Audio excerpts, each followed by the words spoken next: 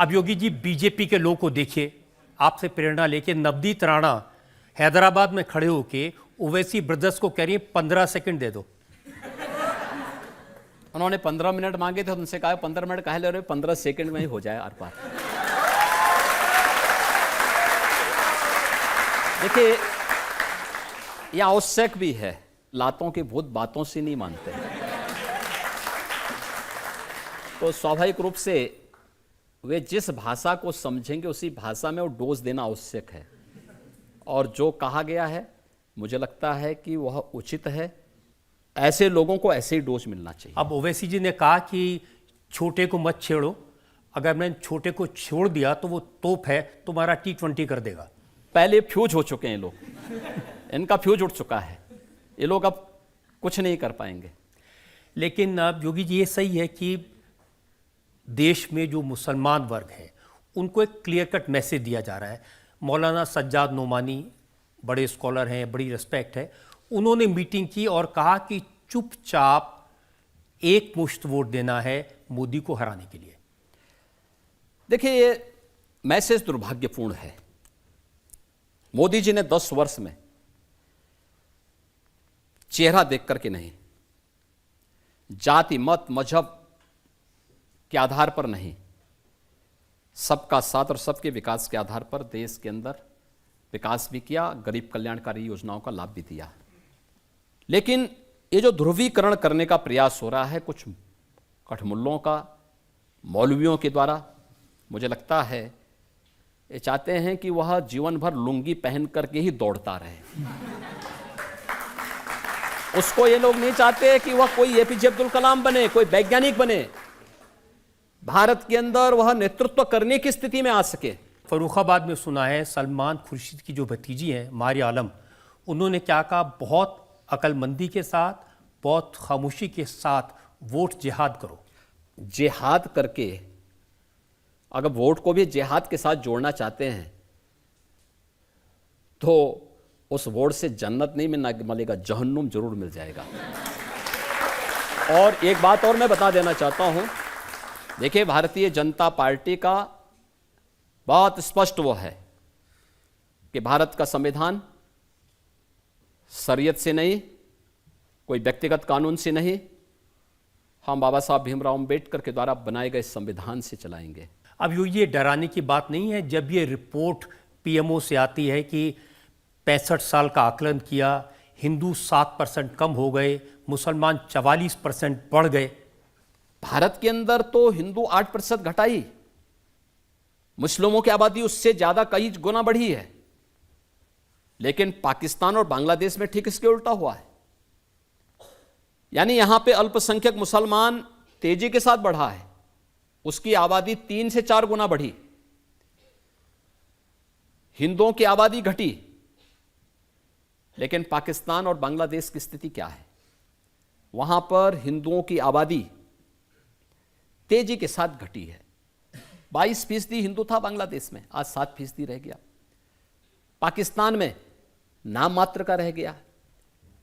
और ये जो शरीयत की वकालत करते हैं,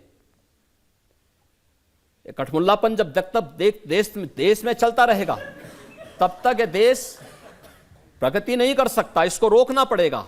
आप देखिए, अगर उस पीड़ित मानवता के लिए भारतीय जनता पार्टी नेतृत्व की मोदी जी की सरकार सिटीजनशिप अमेंडमेंट एक्ट लेके आती है, जिसमें भारत के किसी नागरिक का हित नहीं होना है, पाकिस्तान, बांग्लादेश, अफगानिस्तान से जो पीड़ित हिंदू है, बौद्ध है, जैनी है, सिख है, क्रिश्चियन है, पारसी है, इन सभी पीड़ित लोगों को जो पाकिस्तान और बांग्लादेश और अफगानिस्तान में अल्पसंख्यक है, उनको भारत की नागरिकता देने की वकालत करता है और उनको नागरिकता देने के लिए वचनबद्ध है, उसका ये लोग विरोध करते हैं। भारत के अंदर महीनों महीनों जाम रखते हैं, महीनों महीनों उग्र प्रदर्शन करते हैं, तोड़फोड़ करते हैं, आगजनी करने का प्रयास करते हैं। यह मानसिकता क्या दिखाती है? यह मानसिकता दिखाती है इन्हें मानवता से नहीं, इन्हें देश से नहीं, अपने मजहब से ज्यादा प्यार है। और मजहब को देश की तुलना में आप ऊंचा रखने का प्रयास करेंगे तो नया भारत इसको स्वीकार नहीं करेगा।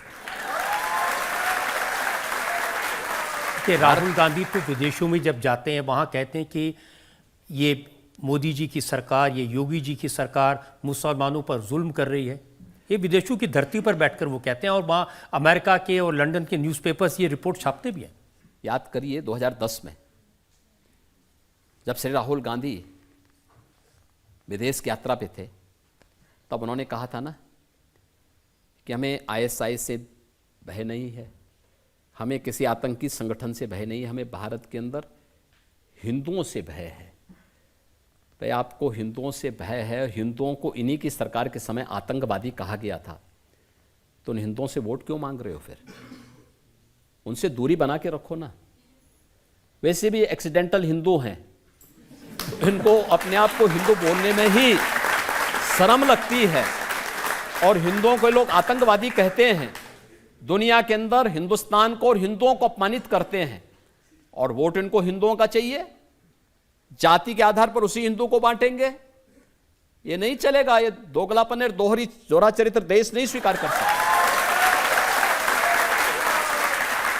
जनता महबूब सवाल ले सकते हैं। माननीय मुख्यमंत्री जी, मेरा सवाल ये है कि कुछ लोग देश के अंदर में रह करके गजवाए हिंद की बात करते हैं और भारत पर कब्जे तक की बात कर देते हैं, तो इस बात में कितना दम है? देखिए, गजवाए हिंद का सपना कयामत के दिन तक भी सफल नहीं होने वाला है। मुझसे नोट करके लिख लो, कई पीढ़ियां सड़ जाएंगी लेकिन ये सपना नहीं पूरा होने वाला है और भारत अपनी यात्रा को इसी रूप में लेकर के आगे बढ़ेगा और मोदी जी के नेतृत्व में दुनिया की सबसे बड़ी ताकत भी बनेगा। एक और सवाल ले सकते हैं।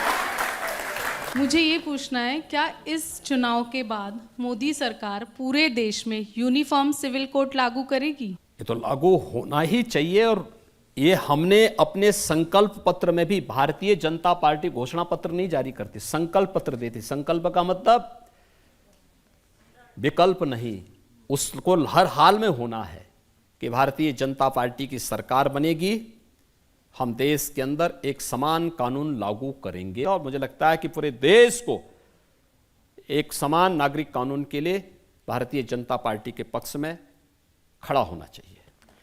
फिर ओवैसी जी कहेंगे कि भारतीय जनता पार्टी हमारे बेडरूम में झांकने की कोशिश कर रही है, हमारे बच्चों को गिनने की कोशिश कर रही है। लेकिन जनसंख्या तो नियंत्रित होनी चाहिए, उसमें बहुत उत्पादन की आवश्यकता नहीं। सिर्फ जनसंख्या की बात नहीं, वो कह रहे हैं कि अब यूसीसी आएगा तो सरकार ये तय करेगी हम क्या खाएं क्या ना खाएं। खाने पीने पे कोई वो नहीं, लेकिन कांग्रेस का तो घोषणा पत्र में देखो ना, वह तो हिंदुओं का कितना बड़ा अपमान कर रही है। कह रही है, कांग्रेस कहती है अपने घोषणा पत्र में कि अल्पसंख्यकों को उनकी रुचि के अनुसार खान पान की स्वतंत्रता देंगे। मैं ये पूछना चाहता हूं कि अल्पसंख्यक और बहुसंख्यक का कौन सा ऐसा खाना है जिसमें बहुसंख्यक परहेज करता है और अल्पसंख्यक चाव से खाता है? वो केवल है गोमांस। भारत का सनातन धर्मावलंबी नहीं खाता। भारत के अंदर, उत्तर प्रदेश के अंदर या देश के तमाम राज्यों में गौवध अधिनियम भी लागू है। लेकिन इस सब के बावजूद कांग्रेस इतना दुस्साहस कर सकती है कि अब वह हिंदुओं की आस्था पर इस हद तक जाके खिलवाड़ करती है। और आज कांग्रेस वही शरारत कर रही है, ये वही अंग्रेजों का डीएनए इनके अंदर आ गया है और उसी को ये अपने घोषणा पत्र के माध्यम से भारत पे थोपना चाहते हैं। भारत की जनता इसको नहीं स्वीकार करेगी, कतई स्वीकार नहीं करेगी।